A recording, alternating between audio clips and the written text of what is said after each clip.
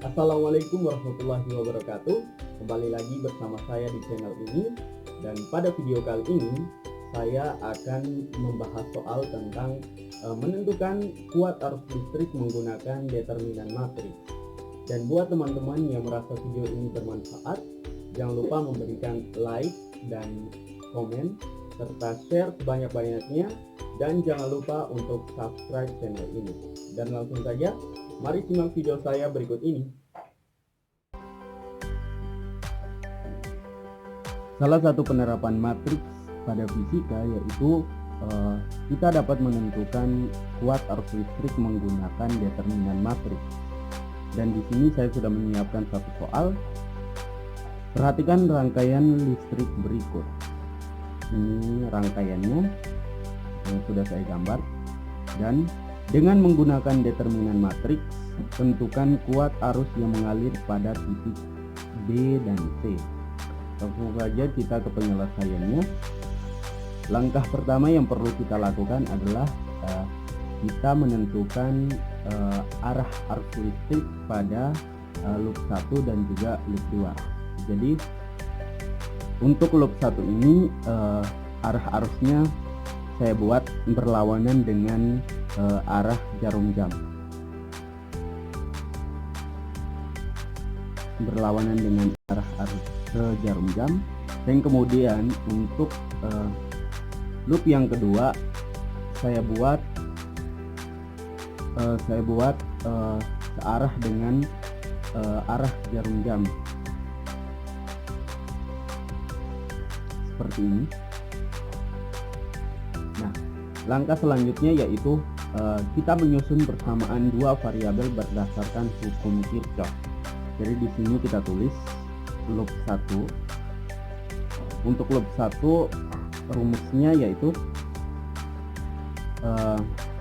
sigma atau jumlah epsilon ditambah dengan sigma I kali R sama dengan 0. Jadi untuk sigma epsilon pada loop yang pertama kita lihat epsilon yang pertama yaitu 6C. Perhatikan juga arah arusnya.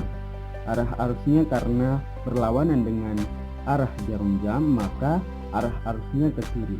Jadi misalnya dari titik B dia menuju ke kiri dan kembali lagi ke titik B. Jadi yang pertama dia bertemu yaitu epsilon 1, dan di sini perhatikan tandanya. Karena tanda yang pertama dijumpai pendek, maka nilainya negatif. Jika tanda yang pertama dijumpai adalah panjang, maka nilainya positif. Jadi di sini kita tulis min 6. Kemudian ke kiri lagi dan bertemu dengan hambatan yang pertama atau R1 sama dengan 4 ohm dengan rumusnya I kali R. Jadi di sini loop 1, jadi kuat arusnya yaitu 1 atau atau I1 dikali dengan R1. Jadi I1 dikali 4 ohm sama dengan 4 I1. Jadi di sini ditambah dengan 4 I1. Kemudian ada R2, jadi seperti pada R1, I1 dikali dengan R2 sama dengan 6 ohm I1. Jadi di sini ditambah 6 I1. Kemudian ke kiri lagi dan menuju pada R3 dan bertemu dengan R3 atau hambatan yang ketiga. Karena R3 ini berada pada loop 1 dan loop 2, maka R3 ini kita kalikan dengan I1 dan juga I2. Jadi ditambah 10 I1 kemudian tambah lagi 10 I2 sama dengan 0. Nah, kita sederhanakan jadi 4 I1 tambah 6 I1 tambah 10 I1 sama dengan 20 I1. 20 I1 ditambah dengan tambah dengan 10 I2 sama dengan min 6 kita pindah ruaskan dari negatif, maka menjadi positif 6. Nah, kita sudah mendapatkan persamaan 1, dan kemudian selanjutnya yaitu kita mencari persamaan 2 dari loop 2. Loop 2. Rumusnya sama, jumlah epsilon atau sigma epsilon ditambah dengan sigma IR sama dengan 0. Kita lihat di sini karena arahnya searah dengan jarum jam, maka misalnya dari titik D ia menuju ke kanan dan kembali lagi ke titik D. Maka yang pertama ia jumpai yaitu epsilon 2 yaitu 9 volt, dan lihat tandanya karena pendek duluan maka ia bernilai negatif. Jadi di sini kita tulis min 9. Kemudian menuju ke kanan lagi dan berjumpa dan bertemu dengan hambatan ketiga atau R3 yaitu 10 ohm. Karena hambatan R3 ini berada pada loop 1 dan loop 2, maka dikalikan dengan I1 dan I2. Jadi di sini ditambah dengan 10 I1, kemudian ditambah dengan 10 I2 sama dengan 0. Kemudian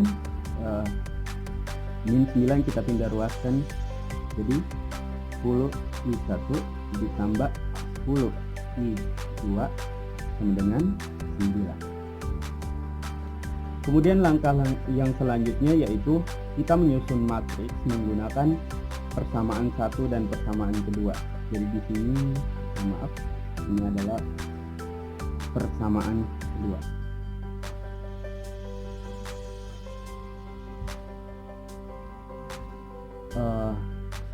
Caranya kita menggunakan aturan Cramer seperti pada video saya sebelumnya, bisa teman-teman lihat. Jadi kita tulis ulang kedua persamaannya. Di sini kita tulis 20 I1 ditambah 10 I2 sama dengan 6, dan 10 I1 tambah 10 I2 sama dengan 9. Jadi dari persamaan ini kita ubah ke dalam bentuk matriks. Kita ambil nilai di depan variabel itu 20, kemudian 10, kemudian 10 dan 10. Langkah selanjutnya yaitu kita menentukan determinan matriks. Untuk determinan matriks berordo 2 kali 2 yaitu A dikali D dikurangi D dikali D. D sama dengan 20 kali 10 sama dengan 200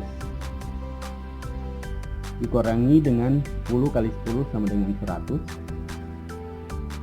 200 kurang 100 sama dengan 100. Kemudian langkah yang selanjutnya yaitu kita menentukan determinan dari I1 dan determinan dari I2. Determinan dari I1 sama dengan, untuk determinan dari I1 seperti yang pada video yang sudah saya jelaskan di video saya sebelumnya, nilai di depan I1 kita ganti dengan 6 dan 9. Jadi 20 dan 10 ini kita ganti dengan 6 dan 9. Di sini kita tulis 6, 9, dan di sini 10, 10. Sama dengan 6 kali 10 sama dengan 60 dikurangi 10 kali 9 sama dengan 90 sama dengan 60 kurang 90 sama dengan min 30. Kemudian determinan dari I2 sama dengan, untuk I2 kita ganti angka di depan I2 dengan 6 dan 9. Jadi di sini kita tulis 20, 10, 9 sama dengan 20 kali 9 sama dengan 180 dikurangi 6 kali 10 sama dengan 60. 180 kurang 60 sama dengan 120. Nah, setelah kita mencari determinan dari I1 dan determinan dari I2, langkah selanjutnya yaitu kita menentukan nilai dari I1 dan nilai dari I2. Jadi I1 sama dengan determinan dari I1 dibagi dengan determinan, sama dengan min 30 dibagi dengan 100, maka hasilnya adalah min 0,3. Nah, untuk I2,